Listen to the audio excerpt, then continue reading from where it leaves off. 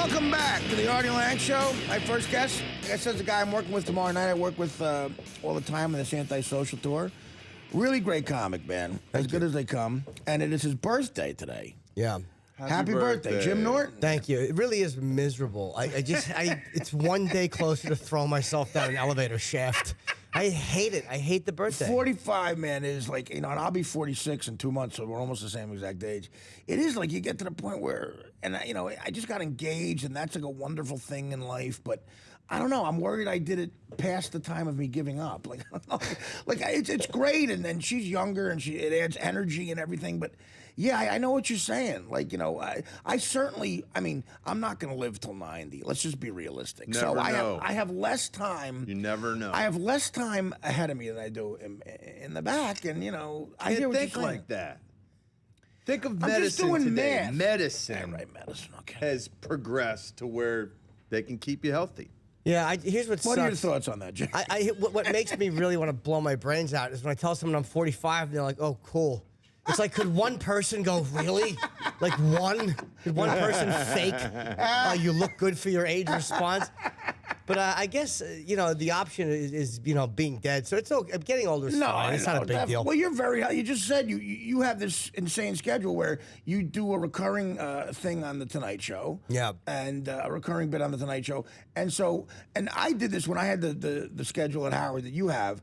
I did a couple of roasts in L.A. and a couple of things in L.A. Where like maybe 5 or 6 times in the 9 years I was on Howard, I did the thing where I got on a red eye and went into the show an hour late. Yeah. Right from the airport to the Stern show. That was what I did, yeah. And you do that on a regular basis now because of this Leno gig. Yeah, I like being loopy like that. I don't mind being tired and kind of like out of it. And, I it's found kind for of our fun. role, what we did on those shows, for our role, I found that sometimes it did help. Dude, you don't have to be with it. You could just be half asleep and then fire out just one repulsive line an hour. Exactly, that's what. And I've earned my money. It's really great. Right. You're just a sniper. Yeah, Opie and Anthony got to carry the weight. I basically would just fire out a line, get a chuckle, and then go back to sleep and read the paper. You're a repulsion sniper. Yeah. Well, that's so. But now, you do look thinner than Thank the times when I first met you. Of course, are you like in the best shape you've been in a while? Yeah, probably ever. Because I just got like a weird moment of clarity, and I just hated. I was so sick and tired of like just hating myself in the mirror. And I'm not in love now, but like now it's not like. It's like I don't want to duct tape something between my breasts and shoot myself anymore. That was an obsession for years.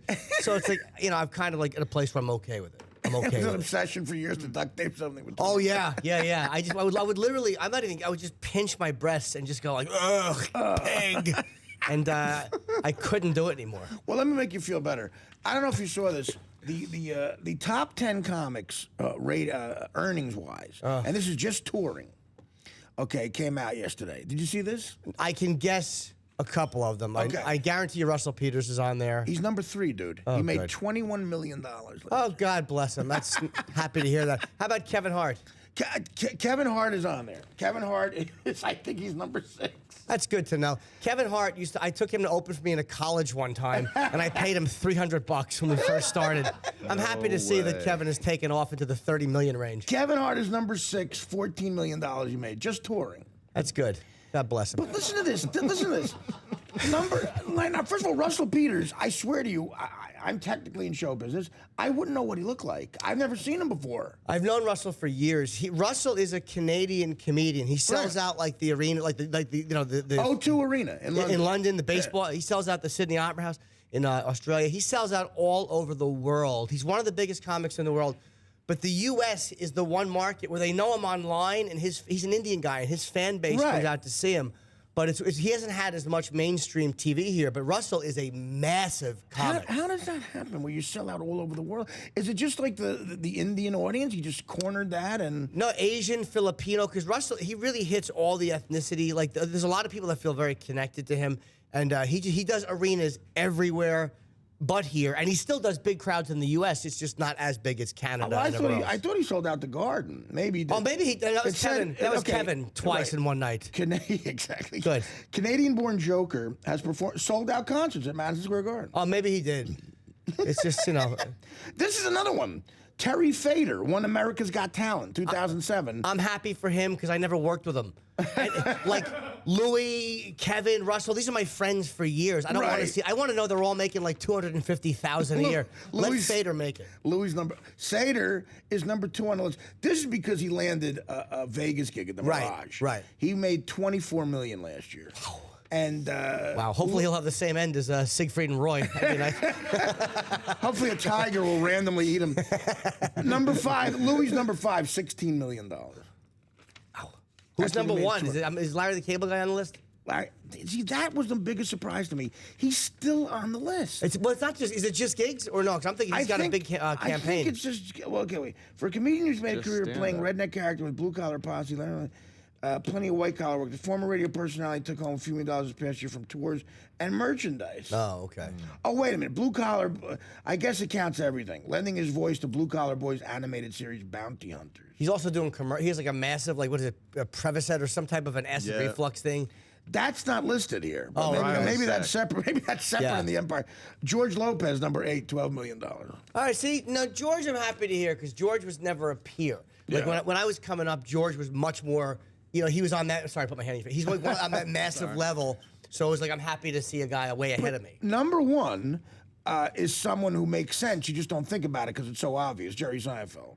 He still tours a lot. Jerry, he's never been a peer of mine. He's always been like an iconic comic, and so I'm happy to hear that guys way out of my range are still out of my range. Jerry Seinfeld was the only one with enough bank to just somehow surpass Terry Fader. Well, you're happy to 32 hear million. it. Yeah, after the show Seinfeld did so poorly financially for him in syndication. It's nice to know he's bouncing back another 30 million. Yeah, 32 million is really nice tip money. And this is primarily ticket sales. This is for This him. It's list definitely is 32 primarily million. ticket sales. That's all ticket sales for him. But you'll be happy to know we talked about this yesterday, and Boschetti himself made his own list of people he thought should, in his mind, be the highest paid. And you made the list. Oh, you made yeah. Boschetti's list. Jim, you were on the list. Attell was. Dennis Miller.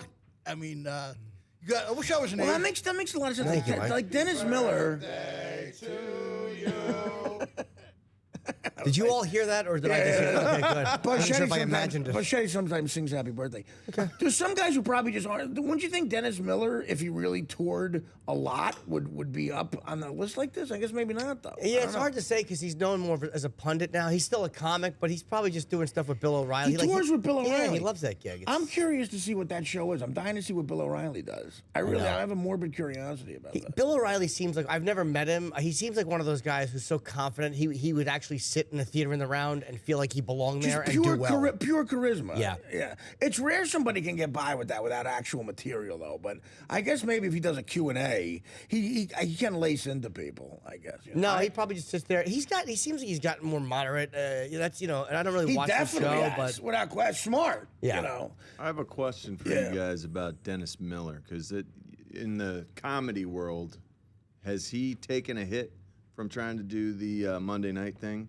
Because I know in my world, in the sports world, I think people lost some respect for him. Well, career-wise, it was a bit of a hit, but he's the kind of guy that doesn't care. Like, you know. No, well, I'm just wondering, in your community. I still think he's very funny. very really? funny. Yeah, no, he's funny as hell. I never care about a comic's politics. Like, as long as the guy is like Bill Maher.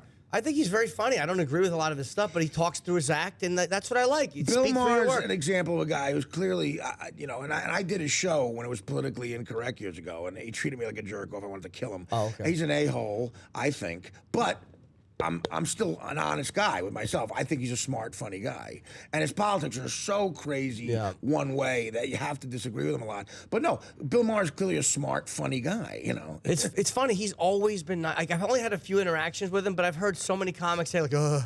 But like the 3 or 4 times I've met him, he's been pleasant. Like I always get along with really weird people. Like if I met Hitler at a party, he probably would have put me in a headlock and given me a good-natured rub. the only time I met Bill Maher was at the show, and it was whatever. Maybe it was my fault too, but No. like a lot of things.